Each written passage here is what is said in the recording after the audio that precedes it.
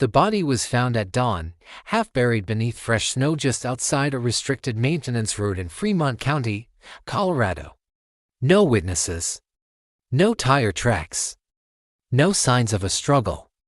Just a man in a government-issued jacket, his prison ID still clipped to his chest, eyes frozen open as if he'd been staring at something he couldn't escape. The ID read, U.S. Bureau of Prisons ADX Florence. By the time local law enforcement arrived, the sun was rising behind the Rockies, painting the snow in soft gold. It should have been peaceful. Instead, the air felt wrong, heavy, tense, like the land itself knew this wasn't an accident. ADX Florence didn't lose people. Not staff. Not inmates. Not ever. Special Agent Mara Klein stepped out of her vehicle and stared at the body in silence. She'd spent 12 years chasing fugitives, mob enforcers, and domestic terror cells, but this was different. ADX Florence was designed to be a dead end. A place where the worst criminals on earth vanished behind concrete and steel. Never to threaten the outside world again. So how did a prison intelligence officer end up dead? Less than 2 miles from its outer perimeter. Name's Daniel Hargreeve, a sheriff's deputy said quietly. 47, Bureau of Prisons Intelligence Unit, clean record, married, 2 kids. Mara crouched beside the body. Careful not to disturb the scene, Hargreave's face showed no fear, only something closer to shock. His hands were clean, no defensive wounds, no weapon nearby. He hadn't fought. He'd been allowed to die. Mara stood and looked toward the distant silhouette of ADX Florence. From the outside, it looked less like a prison and more like a military installation. Low concrete structures, watchtowers, motion sensors, and fences layered like scars across the land. People called it the Alcatraz of the Rockies. Inmate communication was almost non-existent. Human contact was reduced to seconds. Silence was enforced, not encouraged. Whatever happened to Daniel Hargreeve started in there. By noon, federal agents sealed off the area. Used helicopters circled at a distance, hungry for answers they wouldn't get. Official statements came fast and empty. No threat to the public. Ongoing investigation. Isolated incident. Mara had heard those words too many times. They usually meant the opposite. Inside ADX Florence, the atmosphere shifted the moment word spread. Guards tightened routines. Doors stayed closed longer. Cameras lingered on cells they normally ignored. Inmates sensed it immediately. They always did. One of them, Elias Crowe, sat perfectly still on the edge of his concrete bed. Crowe had been inside ADX Florence for 9 years. Former financial prodigy turned criminal.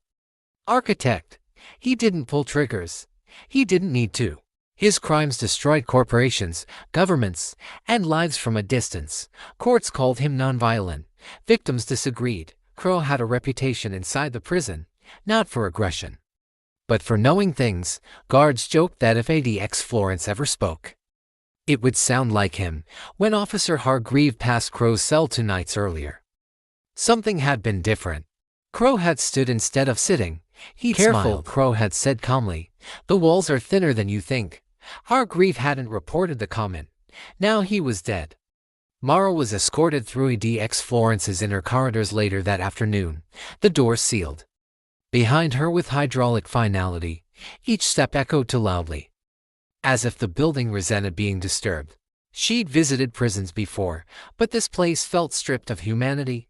No shouting, no chatter, just controlled, engineered quiet. Warden Thomas Bell met her near the control room. He was a career man, gray hair, rigid posture, eyes trained to reveal nothing. "This facility doesn't leak," Bell said flatly. "If Officer Hargreeve was involved in something, it didn't come from here." Mara met his gaze. "Then why was his body dumped like trash outside your walls?" Bell didn't answer. They reviewed Hargreave's access logs, surveillance footage, communication records. Everything looked clean to clean. No unusual inmate interactions, no unauthorized movements, no digital footprint suggesting he was under threat. But Mara noticed something subtle, a 7-minute gap in the surveillance system from 2 nights earlier, labeled as a routine recalibration. "Who authorized this?" she asked. Bell hesitated. "Hargreeve, at night." Mara interviewed staff. Most were shaken but guarded. Working at ADX Florence required emotional distance. Attachment was dangerous. Curiosity was worse. One guard finally spoke, lowering his voice. Hargreeve was asking questions. Not the normal kind. What kind? Mara asked. About inmate influence. About who really runs things in here. Mara's instincts sharpened.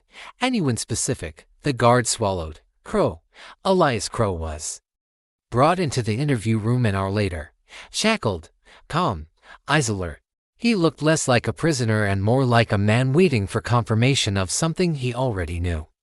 You're wondering how a prison designed to erase people could produce a body, Crowe said before Mara spoke. The answer is simple. ADX Florence doesn't break everyone. Mara leaned forward. You knew Daniel Hargreeve. Crowe smiled faintly. He listened. That was his mistake. What did he hear? Crowe's expression hardened. That some men don't need to escape to be dangerous. Mara left the interview and settled. Crowe hadn't confessed. He hadn't threatened. He hadn't slipped once. But every word felt measured, deliberate, like a message passed through layers of concrete. That night, a digital forensics analyst flagged something unusual. A hidden folder on Hargreave's encrypted drive. Not standard bureau files. Not personal. The folder contained scanned documents. Internal prison memos, psychological profiles, and a single heading repeated again and again. Project Silencebreaker. The files suggested something impossible, a covert program buried inside ADX Florence. Select inmates, controlled communication, psychological leverage, influence beyond the walls. One file ended abruptly, mid-sentence. The timestamp showed it had been accessed for the last time, 30 minutes before Hargreeve died. Mara stared at the screen, her pulse quickening. ADX Florence wasn't just holding monsters, it was experimenting on them, and someone had killed to keep it quiet. But the real shock came moments later, when a guard burst into the room, pale and breathless. They opened a sealed isolation wing for inspection. He said, "Cell D block. One that hasn't been used in years." Mara followed him down the corridor. Heart pounding, the door creaked open, releasing a cold, stale breath of air. Inside the cell, carved into the concrete wall with surgical precision, were 3 words: he was going to talk. And beneath it, Daniel Hargreave's signature. The moment Mara Klein stepped out of Cell D block, she knew the rules had changed. ADX Florence wasn't just a prison anymore, it was a crime scene. The carved message "he was going to talk" was already being photographed, catalogued, sealed into evidence bags that would likely disappear into classified vaults. The warden ordered the wing locked down again, as if concrete and steel could erase what had been revealed. Mara didn't argue. She didn't need to. The message wasn't meant for her anyway. It was a warning. Back in the operations room, analysts worked in tense silence. Project Silencebreaker was no longer a theory. It was real. And worse, it had been active for years. The files painted a disturbing picture, a psychological control program embedded inside ADX Florence, designed to identify inmates with influence, intelligence, and strategic minds. Not to rehabilitate them, to use them. These men were isolated physically, one analyst explained, scrolling through redacted pages, but mentally, they were connected, carefully, indirectly. Mara leaned closer. Connected how? Controlled leaks, staggered privileges, strategic cell placements, tiny incentives, enough to allow communication without leaving a digital trail. A prison inside a prison. The goal was simple and terrifying: let the worst criminals manipulate each other under observation, learn how power survives in isolation, and weaponize that knowledge for national security. At least, that was the official justification, but Hargreave's notes suggested something darker. He believed Silencebreaker had escaped its handlers. One inmate's profile was marked repeatedly in Hargreave's files: Elias Crowe, high risk, high value. Mara returned to the interview room. Crowe was already seated, shackled, calm as ever. His eyes flicked up, registering her presence with unsettling familiarity. "You found the wall," he said. Mara didn't sit. "You knew about Silencebreaker." Crowe tilted his head slightly. "You don't spend 9 years in silence without learning how to listen. Did you kill Daniel Hargreeve?" Crowe's lips curved, not into a smile, but something colder. If I had. You wouldn't be asking. Mara slid a printed page across the table, a redacted memo describing inmate-to-inmate influence networks. Crowe glanced at it, unimpressed. They thought isolation would erase hierarchy. They were wrong. Power doesn't need proximity. It needs patience. Did Hargreeve threaten you? No, Crowe said softly. He threatened them. That pronoun lingered in the air. Before Mara could press further, an alarm cut through the room. Not loud, controlled. Internal. A lockdown alert. Moments later, the warden's voice came over the intercom. Tight and clipped. All units. We have an unaccounted for inmate movement. Initiate Tier 1 containment. Mara's stomach dropped. Unaccounted how? A guard answered, pale. Cell counts match. Cameras didn't catch it. But an internal door was accessed remotely. That shouldn't have been possible. ADX Florence required multiple physical confirmations for movement. No single person could open a door alone, unless the system had been altered. Mara rushed to the control room. Screens showed static in one corner of the facility, just enough interference to hide movement. Whoever did this understood the prison's architecture intimately. Which block? She demanded. The technician hesitated. Administrative access corridor. That was.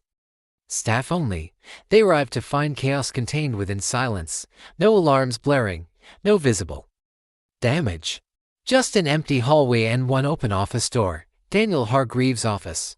Inside, drawers were overturned. Hard drives missing. Paper files gone. The kind of theft that didn't rush. That knew exactly what it wanted. On Hargreeve's desk sat a single object left behind. A chess piece. Black King. Mara felt a chill crawl up her spine. Crowe played chess. The warden swore it was impossible. Crowe had never left his cell. Logs confirmed it. Guards confirmed it. Cameras confirmed it. And yet, the theft bore his signature. That night, Mara reviewed Hargreeve's personal journal. Not digital. Paper. The kind of thing agents used when they didn't trust systems. The last entry stopped her cold. Silencebreaker failed. They didn't break the inmates. The inmates learned to break the system. Crowe isn't the worst one. He's just the smartest. The others listen, even the ones who pretend they don't. If I disappear, look at the men who never left ADX but still reach outside, as if summoned by the words. Another alert flashed across the screen. Inmate suicide, medical wing. Mara sprinted. The inmate was Victor Hale, a former extremist strategist transferred to ADX Florence 6 years earlier. High influence, zero remorse. According to records, he'd been under complete isolation. He was found hanging in his cell, but the medical examiner shook her head. Marks don't line up. This wasn't suicide. Pinned beneath Hale's body was a strip of paper torn from a book. One word written in block letters. Silence. Mara felt it then, not fear, but realization. This wasn't about one dead officer. This was a purge. Someone was cleaning house inside ADX Florence, erasing anyone connected to Silencebreaker, and they were doing it from inside a system designed to be unbreakable. Later that night, Mara received an anonymous message on a burner phone she didn't remember activating. No sender, no trace, just coordinates, and a sentence. You're looking in the wrong direction. The worst men never leave ADX Florence. They don't have to. She stared at the message, pulse pounding. ADX Florence was designed to break the worst criminals. Instead, it had taught them how to rule without being seen. And as Mara looked back toward the dark silhouette of the prison against the mountains, she understood something chilling. The real threat wasn't escaping. It was already in control. And it knew she was coming. The coordinates led Mara Klein to a place that didn't exist on any public map. A decommissioned relay station buried in the foothills west of Florence. Concrete bunker. Rusted antennae. Officially abandoned more than a decade ago. And officially, it still had power inside. The air smelled of dust and ozone. Old servers hummed softly, patched together with newer hardware. Whoever built this didn't care about comfort, only function. On one of the monitors, a live data stream scrolled endlessly. ADX Florence internal metrics, door cycles, camera pings, psychological compliance scores. Someone wasn't just watching the prison, they were running it. Mara's phone vibrated once, another message. Silencebreaker was never about control. It was about selection. Her hand tightened around her weapon. She wasn't alone. A figure stepped out from behind the server racks, older, thin, wearing a bureau jacket with the insignia removed. Agent Klein, he said calmly. You're earlier than expected. She recognized him instantly. Deputy Director Alan Reese, the man who had signed off on Silencebreaker. You ordered Hargreave killed, Mara said. Reese shook his head. No, Hargreave panicked. He wanted to shut it down.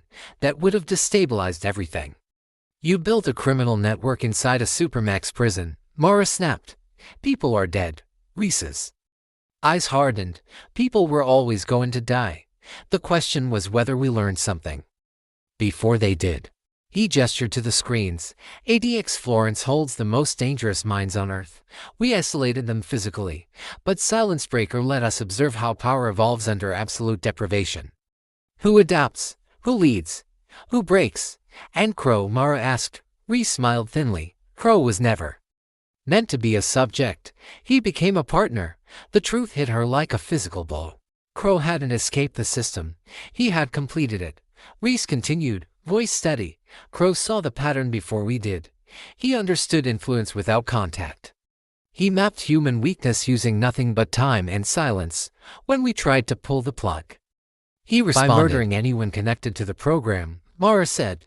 No, Reese corrected, by removing liabilities. Mara backed toward the exit. This ends now, Reese laughed quietly. You still think you're outside it? The lights flickered. Then every screen went dark except one. A single camera feed appeared. Cell C12. Elias Crowe's cell. Crowe stood in the center, hands folded behind his back, staring directly into the camera. Hello, Agent Klein, he said softly. Mara froze. You see now, Crowe continued. ADX Florence was never designed to break criminals. It was designed to teach them restraint. Silence doesn't erase thought. It refines it. Reese stepped aside, almost deferential. Crowe's voice filled the bunker. Hargreave wanted out. Hale wanted forgiveness. Others wanted relevance. All of them misunderstood the point. What point? Mara whispered. That prisons don't end crime, Crowe said. They evolve it. Suddenly, alarms blared across the facility. Not the bunker, the prison. Reese's phone rang. He answered. Face draining of color. Multiple system overrides, he muttered. Cells opening. Lock sequences failing. Crowe's image didn't change. He didn't raise his voice. Relax, he said. No one is escaping. Mara shouted. Then what is this? Crowe smiled. A demonstration. Inside ADX Florence.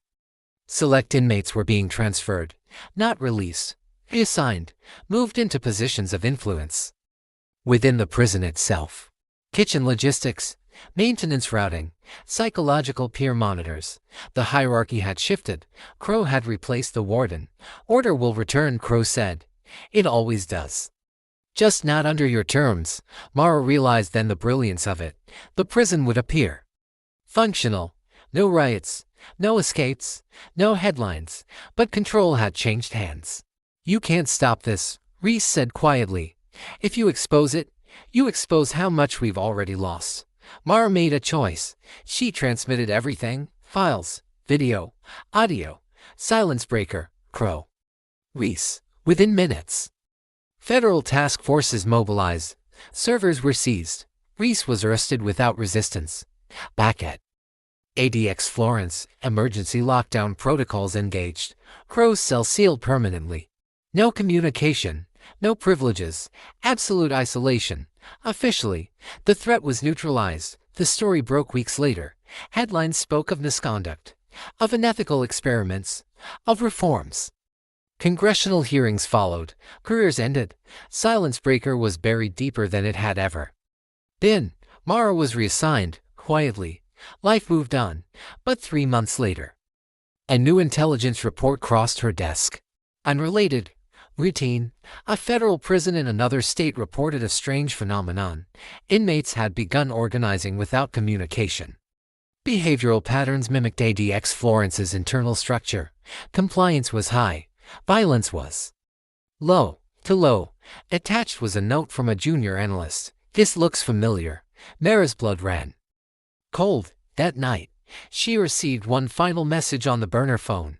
No coordinates, no trace, just words. Prisons don't need leaders anymore. They remember. She deleted the phone and stared into the darkness. ADX Florence still stood in the mountains, silent and secure, and somewhere inside, Elias Crowe sat alone, smiling at a system that no longer needed him to speak. They thought the worst criminal was behind bars. They were wrong. If this story got under your skin, you're not ready for the next one. Subscribe because some truths don't stay locked up forever.